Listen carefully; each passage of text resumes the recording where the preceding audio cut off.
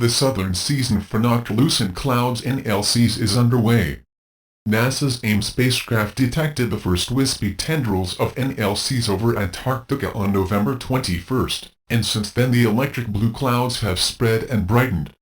Scroll down the page and look left for latest images. Comet movie updated. COMET ISON is getting all the press, but there is a second comet near the Sun as well, COMET ISON. NASA's Stereo-A spacecraft is monitoring both.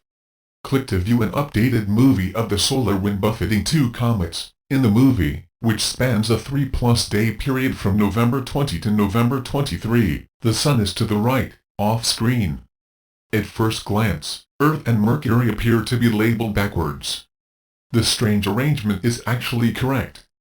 This is how the two planets appear from Stereo-A's vantage point over the far side of the Sun. The dark clouds moving from left to right are density enhancements in the solar wind, and these are what are causing the ripples you see in the comet tails, explains Carl Bottoms of NASA's Comet ISON observing campaign. The ripples could become even more dramatic if a CME hits the comets. This is Comet ISON's first visit to the Sun, but Comet ISON has been here before. In 2007 a CME hit ISON and ripped off its tail. Bottoms and other researchers hope something similar is about to happen now. "I'd love to see a big CME hit Comet ISON," he says in a story from Science at NASA. Watching the impact could teach researchers new things about CMEs and comets. Stay tuned for updated movies from NASA's solar fleet.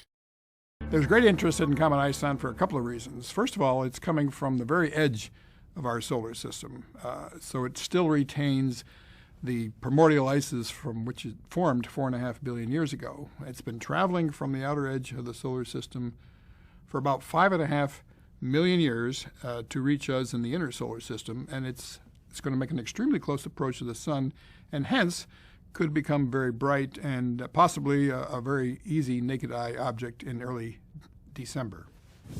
There's three possibilities when this comet rounds the Sun on Thanksgiving Day of 2013. It could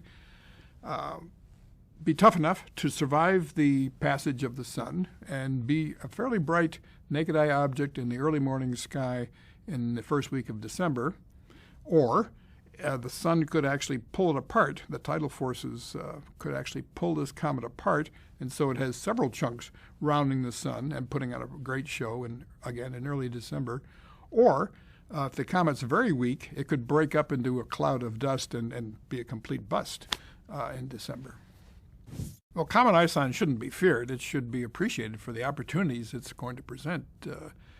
It's going to round the Sun on Thanksgiving Day, and there's going to be a small army of amateur and professional astronomers on the Earth, and spacecraft are going to be observing this object near the Sun. So we're going to find out a great deal about what this comet is made of, and hence we're going to find out a great deal about what the solar system was like 4.5 billion years ago.